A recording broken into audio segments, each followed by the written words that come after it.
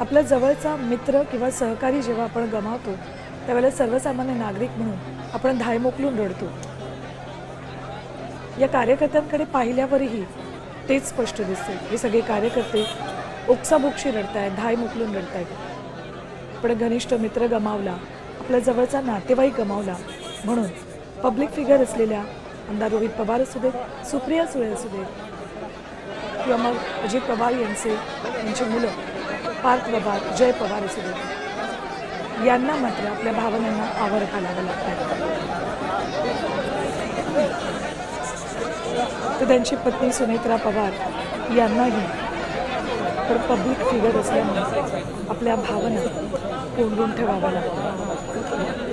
आपलं सर्वस्व जरी असलं तरी सुद्धा भावनांना वाट मोकळी करून देणं त्यांना शक्य होत नाही.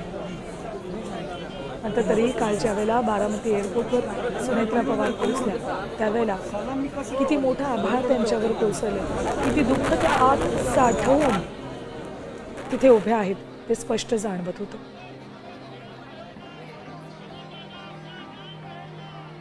एखाद्या स्त्रीसाठी तिचा पती तिची साथ सोडून जाणं हे किती मोठं दुःख असतं.